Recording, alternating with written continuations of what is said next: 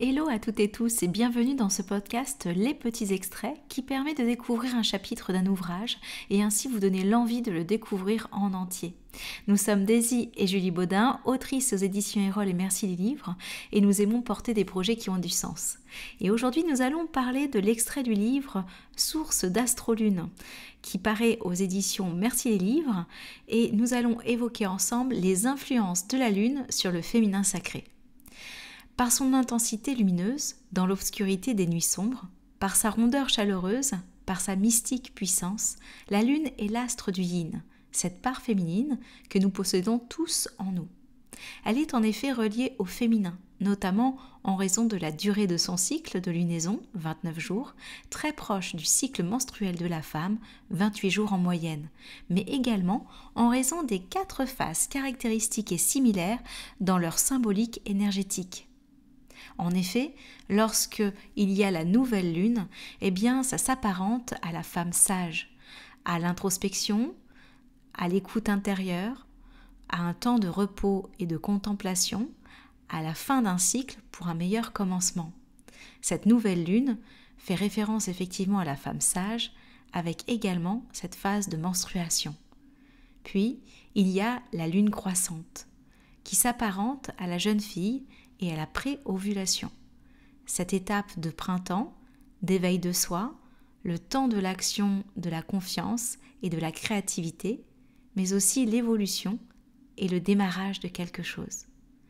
Puis, il y a la pleine lune, qui s'apparente à l'ovulation et à l'énergie de la mère. Cette phase d'été, de générosité, de temps d'extériorisation, de réalisation et d'expansion, avec également le rayonnement et l'amour. Et enfin, lorsque la lune est en décroissance, elle s'apparente à la post-ovulation, donc cette femme enchanteresse qui est reliée à l'automne, au dépouillement, au temps du bilan, des récoltes et des transformations, mais aussi la gratitude, l'alchimie des ombres et des lumières. Ainsi, avec ces 4 phases de lunaison, on retrouve les 4 cycles, les 4 périodes du cycle féminin. D'ailleurs, les archétypes associés à ces différents cycles permettent en fait de renouer avec des puissances intérieures, ainsi permettent d'accueillir la femme, mais aussi sa part yin dans toute sa splendeur. Comme dirait le proverbe allemand, la femme, comme la lune, brille d'un éclat emprunté. Ainsi, la lune est reliée aussi aux émotions.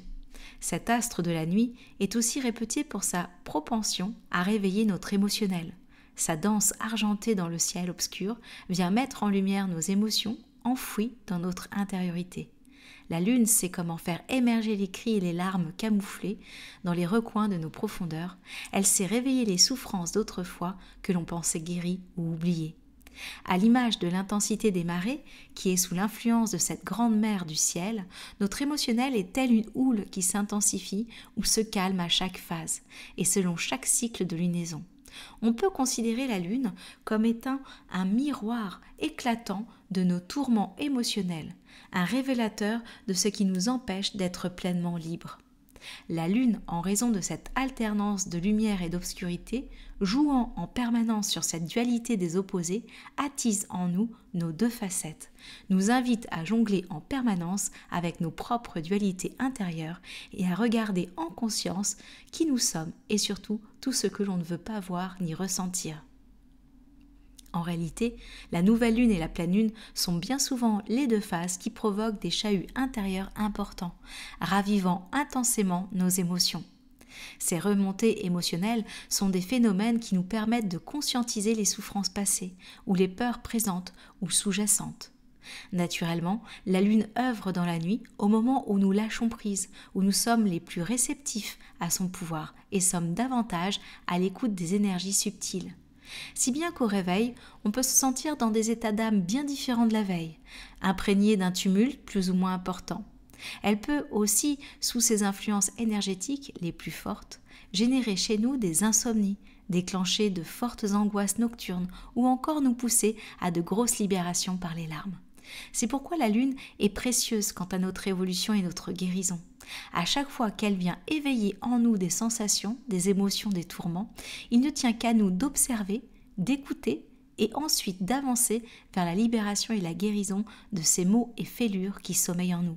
C'est d'ailleurs pour cela que les phases de nouvelle lune et de pleine lune sont particulièrement propices à la réalisation de rituels de guérison et de libération. Pour aller encore plus en détail dans ce livre, n'hésitez pas à le réserver. Il arrivera d'ici la fin du mois d'avril 2025 dans toutes les librairies de France, mais aussi dans les marketplaces. Si vous avez envie d'en découvrir plus sur l'astrolune, eh bien sachez également qu'on réalise d'autres podcasts sur notre chaîne qui s'appelle Osons avec la lune, où on évoque à chaque fois chaque pleine lune et chaque nouvelle lune avec ses influences du moment.